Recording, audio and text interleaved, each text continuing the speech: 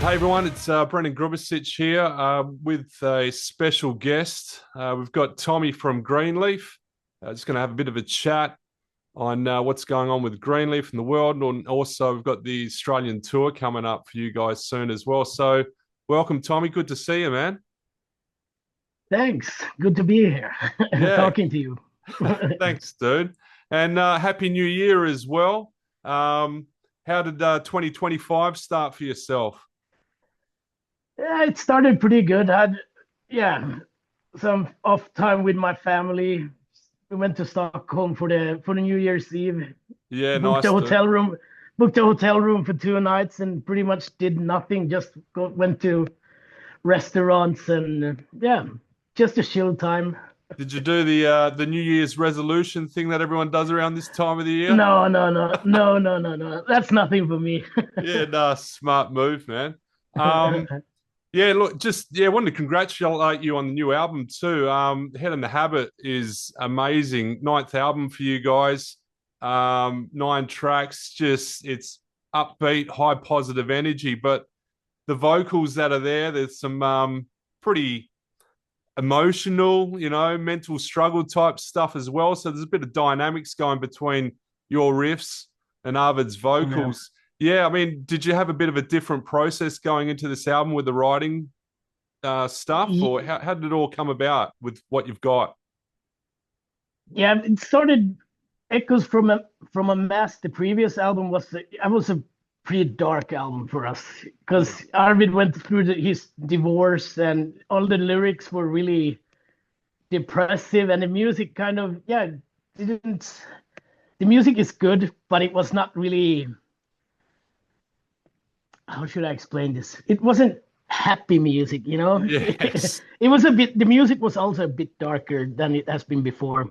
yeah, So for this album, we felt that okay, we should do something with a little bit more energy, a little bit more a happier album, yeah, but yeah. still with writing the lyrics.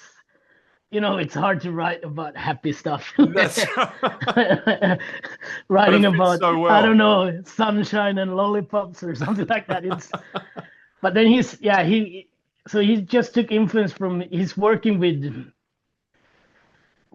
at least at that time he worked with people who had drug addictions and Yeah, all kinds of problems, so he took influence from his work and wrote the lyrics, and I think it's a pretty cool match with the lyrics and the music. The music is a bit happier and the lyrics are pretty dark. yeah. And what Yeah. about for yourself? I mean, you've been writing riffs with Greenleaf now 25 odd years. Um, and the new album, you've got some fresh riffs on there. Still sounds new. What keeps you inspired? Are you listening to anyone in particular, or where do you get your inspiration for your songwriting? it's it's mostly it's hearing something good. Yeah, Especially, yeah, of course, I listen to a lot of 60s and 70s rock, but there can be new bands that influence me also. Like, for example, Slomosa from Norway. love those We toured guys. with them, yeah, and their energy, it's not only the songs, but seeing them live and the energy and all that. You get like, okay, I want to have that energy also. And stuff Yeah, like that can influence me when I'm writing riffs, and I yeah, can just hear a song on Spotify that, oh, this is a cool song, and I have to pick up my acoustic guitar and start playing, and it doesn't sound anything like the song I heard on the radio or Spotify. yeah. It just you get kind of, yeah, you get a adrenaline kick from something good, and then you just want to play yourself, and yeah, Yeah, that's how it usually works. and you mentioned Slow Mosa from Norway. Yeah, their new album Tundra Rock is amazing, and there's such a massive desert rock stoner scene up there in the snow. It seems like such a Yeah, opposite, but yeah, yeah, it's awesome. Yeah. yeah. Um, But yeah, it's not every day it works. You get influenced by something, and it, yeah, sometimes I try to play guitar at least like 5-10 minutes every day. yeah, yeah, But you know, I work, I have a day job, I come home 4:30 usually, and then I have a family, and but I try to sneak in 4 or 5 minutes, 10, 15 minutes or whatever, Yeah, and then yeah. in a weekend a bit more. But yeah, if you don't feel it right away, then I just put away the guitar Oh, because most definitely. of the time you don't have the inspiration. But Yeah. then suddenly there is something there, and most of the time my family is nice when they see that I'm in the zone, that I have something going on. They leave me alone for at least half an hour, so I can Yeah. come Give up you with something space. and record it on my phone, just on the iPhone recorder, and to say keep yeah say, to save the riff. Brilliant. That's how it usually works. And then I bring it to the other guys in the rehearsal room, and we jam out the songs pretty much. I just Yeah. come up with ideas that we can jam in the rehearsal room. Another thing I noticed on the new album was Sebastian's drumming. I don't know what he's done, but he's taken it to another level. It's just Yeah, amazing, straight from the I think start. it Yeah, yeah, yeah, I think it's been like this ever since he started in the band. The first album he plays on is Trails and Passes, and when he joined the band, we started writing songs for that album, and I just pushed him to, you can play more if you want, because usually he was in bands before that he would just pretty much play the basic beat and no fills or nothing. Even that. yeah, You can play more, you can do whatever you want, and it's been growing for every album that he plays a little bit more and more, coming up with new drum stuff to yeah, play, and I think we pushed him pretty hard on this album also, to keep it. Of course, he can play whatever he wants, but it has to feel good for everyone in the band and for yeah, himself. And try to keep it fresh, come up with new ideas, and yeah. And I think like you said, he did a great job on this album. yeah, yeah. The No, groove, it's not all about how much you play. In the beginning, it was yeah, you can play more, you can play more. It's just the feeling, the groove that he has, that is, yeah. it's just fits us perfectly. Oh, it's amazing. Just lifts the whole band. It's brilliant.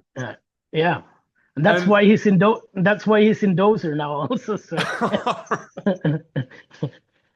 no, yeah, you got to hold on to a good drummers. They're yeah, hard to yeah, of come course, by. yeah. And then, yeah, on the last song on each side of the album too, it's a bit more of a chilled out vibe. Obsidian Grin, uh, Alabastine Smile as well. Yeah, what different vibes there too. I mean, you've just gone down bit of a mellow but more somber, almost a bit of a Cajun vibe going on there too, bluesy. You Yeah, know, yeah, yeah. really, That was, I don't know if it was Obsidian Grin that was the first of those two that we wrote, and then at the end of the like 2 weeks before we went into the studio, we thought that maybe we should have one more so we can. Of course, we were thinking about vinyl, yeah, and side A with a more mellow track, and side B with a mellow track. So it was like 1 2 weeks before we went into the studio, we wrote the other one. yeah. So there was, yes, it was on purpose that we made two more mellow songs. Just But happened yeah, naturally. we haven't. Yeah, it happened naturally, and it felt like a good idea because Yeah, especially the A side of the album, it's pretty. What is it, like 4 songs before Obsidian Green comes? It's straightforward, in your face the whole time. So it's yeah. good to take a step back Have a there in the breather. middle of the album. Yeah, Nice, man. And yeah, Australian tour coming up. Um, yeah, yeah, it's been a while since you were here with Greenleaf. I think it was 2019 or so that you were here last with yeah, Greenleaf. Yeah, it was a while ago. Um, yeah. any fond memories or anything that you're looking forward to coming back to Australia, or anything that you miss? Tim Tams, Vegemite, anything?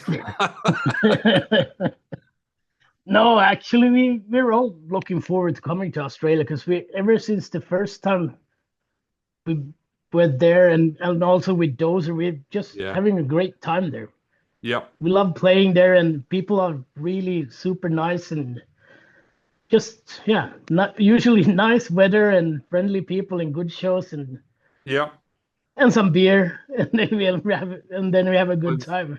Well, you're coming at the right time of the year with the tail end of summer. It's definite beer drinking weather by the beach if you can do it as well. And for us Swedes, I guess it will be really sweaty. Yeah. Awesome.